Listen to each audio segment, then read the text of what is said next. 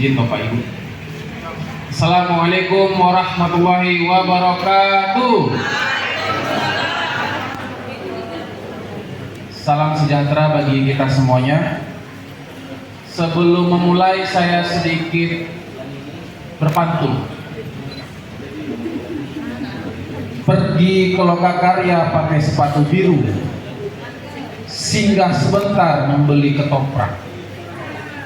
Banyak guru di antara guru, tapi tak segagah guru penggerak. Tepuk tangan untuk kita semuanya.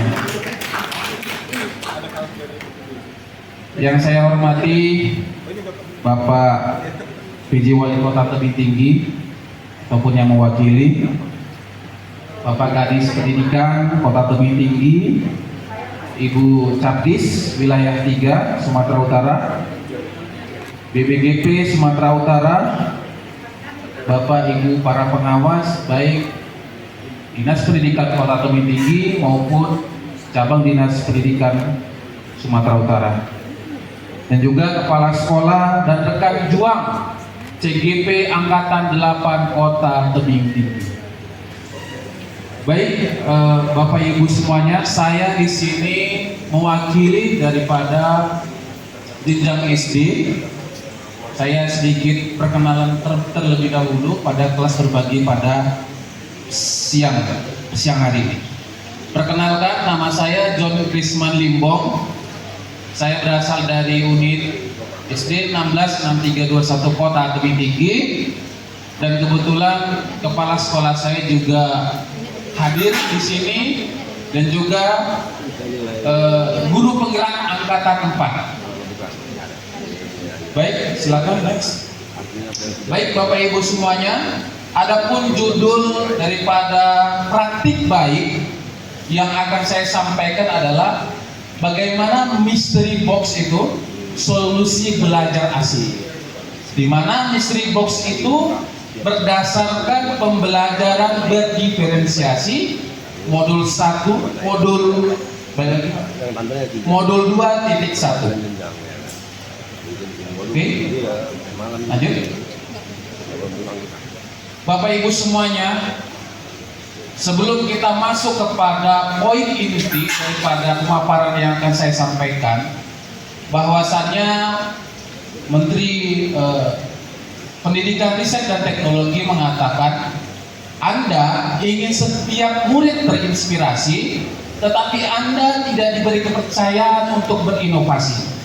Bapak Ibu semuanya, bahwasannya sebelum lahir IKM ini, implementasi kurikulum merdeka ini, guru memang ditekankan atau lebih disibukkan dengan administrasi.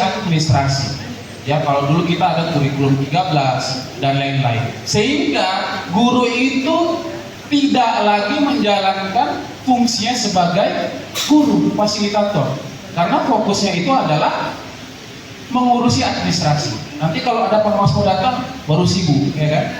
Nanti kalau mau ada pemeriksaan baru ini. Nah, itulah yang kemudian menjadi cikal bakal bahwasannya kurikulum merdeka ini tidak lagi seperti itu. Guru sebagai fasilitator fungsinya adalah menuntun murid menemukan jati dirinya. Bagaimana kemudian kurikulum merdeka ini menekankan murid sebagai manusia seutuhnya, ya, manusia seutuhnya, bukan lagi kemudian menjadi objek pembelajaran, tetapi menjadi subjek dalam pembelajaran. Lanjut. Bapak Ibu semuanya, sebelum kita masuk kepada poin intinya, bahwasannya Ki Hajar Dewantara mengatakan bahwasannya pendidikan itu haruslah holistik.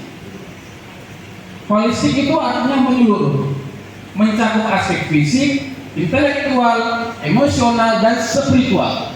Ia percaya bahwa pendidikan bukan hanya tentang pemberian pengetahuan akademis semata, tetapi juga melibatkan pengembangan kepribadian dan karakter individu. Jadi ada dua kata kunci yang disampaikan oleh Bapak Pendidikan kita, yaitu pengembangan kepribadian dan karakter individu. Lanjut.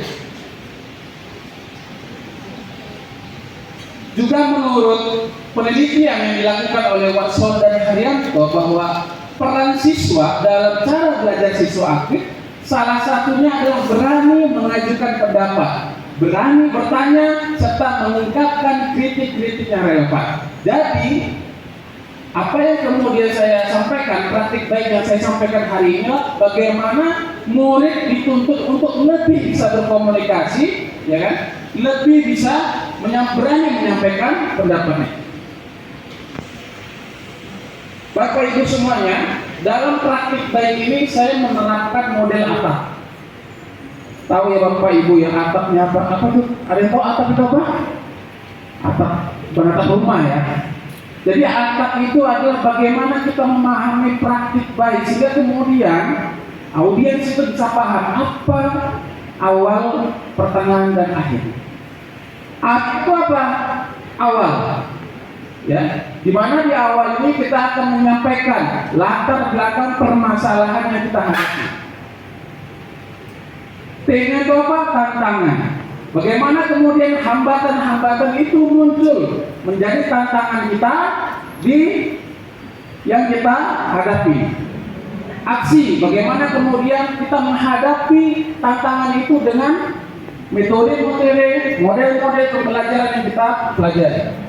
Dan pelajaran, pada poin pelajaran ini, bagaimana kemudian pada pelajaran ini kita mengambil refleksi terkait dengan awal, aksi, dan tantangan tersebut. Lanjut. Baik Bapak Ibu semuanya, di awal ini saya sedikit ingin bercerita, ya Bapak Ibu, karena kebetulan saya adalah kita menghadapi murid yang dia itu tidak berani, takut salah. Jangan kemudian kita menghakimi anak murid tersebut. Kita harus menganalisis.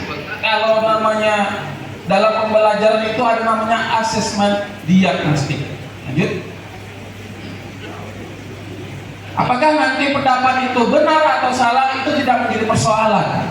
Tapi yang paling penting adalah keberanian mengemukakan pendapat murid tersebut sehingga terjadi umpan balik. Ya, umpan balik secara positif antara guru dan juga murid. Lanjut. Nah, setelah saya sampaikan tadi di awal, adapun tantangannya Bapak Ibu, ada 3 tantangan yang saya hadapi sebagai guru kelas. Yang pertama itu saya ambil contoh pada pembelajaran pendidikan keluarga negara.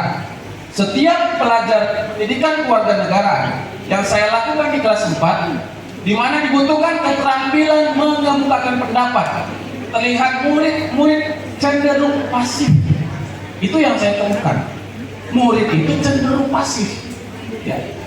Kadang sekarang mengobrol ke sesama temannya, bahkan mengganggu temannya. Sehingga apa? Tidak lagi kondusif pembelajaran tersebut. Itu yang kemudian saya temukan. Yang kedua apa? Yang kedua, ketika akan melakukan umpan balik, murid kelihatan kebingungan, ya? Kebingungan untuk menjawabnya. Karena apa? Situasi di kelas itu tidak kondusif. Ekosistem pendidikan, ekosistem belajar tidak terbentuk pada kelas tersebut. Yang ketiga, proses pembelajaran di kelas terkesan satu arah, tidak fokus. Ini sebenarnya tugas daripada guru sebagai seorang pendidik. Bagaimana merubah model pembelajaran yang satu arah, yang cenderung monoton. Kalau kita ketahui kebanyakan guru sekarang pakai metode ceramah, ya ceramah itu ngomong satu arah tanpa kemudian melakukan umpan balik terhadap muridnya. Akibatnya apa? Muridnya tidak mengerti, tidak mencapai tujuan pembelajaran.